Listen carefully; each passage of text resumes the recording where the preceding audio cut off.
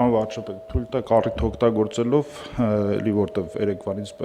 բարձրացում են հարցը, հենց սպառողներին առաջով, ինչ է գազի գինը թանկացել, գազի գնի թանկացման կապված առողջության նայում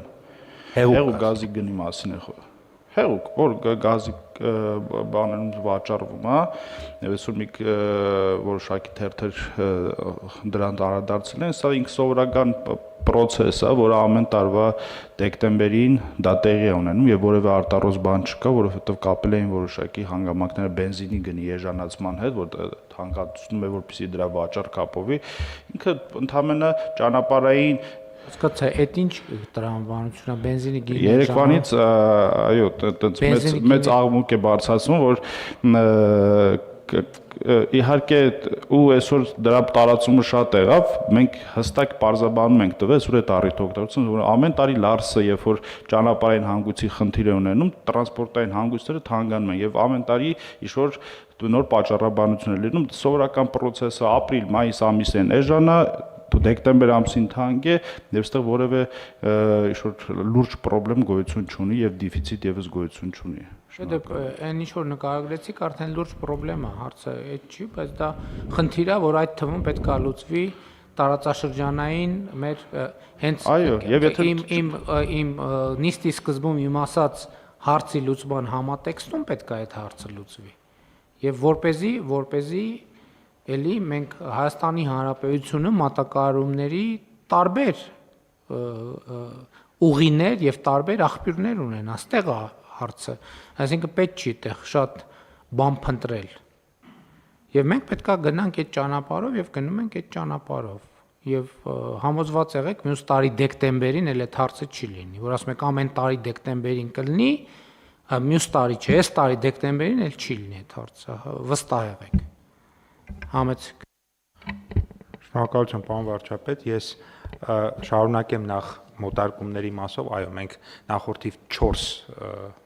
ուրեմն հրահանգ մոտարկեցինք, հիմա եւս 4 եւ վերջին փուլով մնացածն էլ եթե կմոտարկենք ու կստացվի, որ սպառողների իրավունքների պաշտպանության եւ տնտեսական մրցակցության դաշտում մեր ողջ օրենսդրությունը գերազանցապես Եվրոպական միության օրենսդրությանը մոտարկված է եւ սա շատ կարեւոր է։ Ինչ վերաբերում է տվյալ հարցին, գործարարները ինձ օրեր առաջ էլ, այսինքն մի քանի օր առաջ արդեն դրա մասին խոսում էին, որ ինչ է տեղի ունենում, սովորաբար Հայաստան հեղուկ գազ գալիս է երկու հիմնական ուղղությամբ՝ Ռուսաստանի Դաշնություն վերին Լարսով եւ Իրան։ Հայտնի հանգամանքներով պայմանավորված երկու ուղղություններով բարդություններ կա։ Մի դեպքում ձյան առատ տեղումներ, մեկ այլ դեպքում գիտենք։ Եվ այս պայմաններով պայմանավորված բոլոր գործարարներին մեր առաջարկը հետևյալն է եղել, որ ժամանակն է արդեն օգտվել երկաթուղային հաղորդակցությունից եւ կարծում ենք, որ առաջիկայում այդ հարցը մեկընդմիշտ կկարողանանք լուծել, որովհետեւ երկաթուղային հաղորդակցությունը այդպիսի խնդիրների առաջ չի կանգնում, ինչպիսին օրինակ վերին Լարսը։ Մենք հիմա կարող ենք ասել, որ այդ ապրանքախումբը նույնպես երկաթուղով կարող է ներմուծվել Հայաստանի Հանրապետություն։ Վարչապետ, վստահաբար այո, բայց այնուամենայնիվ ստեղ քանի որ ոչ միայն տրանզիտի խնդիր է, այլ նաև առևտրի խնդիր է, որ այդ պարագայում ես կարծում եմ մոտ ժամանակներում ավելի հստակ շուկան հայտարարություն կանի, թե ինչ ձևաչափով է այդ ապրանքի մատակարարումը ալտերնատիվ ուղով գալիս եւ ինչ երկրից։ Բայց վստահեցնում եմ ձեզ, որ դա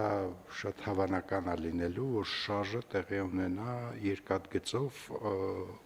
գնորդից մինչև վաճառող, որովհետև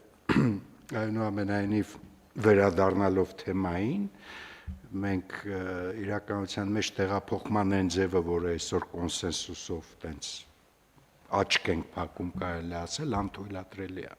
որովհետև ի վերջո պատկերացրեք ինչի մասին ենք խոսում, լավ վերին Լարս եւ այլը, բայց նաեւ այն որ ճանապարհներով տեղափոխվում է ավտոմեքենայով, դա լավագույն ձևաչափը չի եւ ես բազմաթիվ վերապահումներ կարող եմ ասել դրա հետ կապված։ Նկատի ունեմ որ քաղաքակիրթ ճանապարհով ես կարծում եմ մոտ ժամանակներում շուկան կադապտացվի այսօրվա իրականությանը եւ ներմուծումները իրականացվեն շատ ավելի սիստեմատիկ ու ճիշտ տրանսպորտային ուղով։ Ամեն դեպս կրկին թույլ տվեք վստահություն հայտնել, որ Էն որ ասում եք, որ ամեն տարի դեկտեմբերին, 2026 թվականի դեկտեմբերին այդ ձեր նշած երևույթը այլևս չի լինելու։ Ես դրանում վստահ եմ։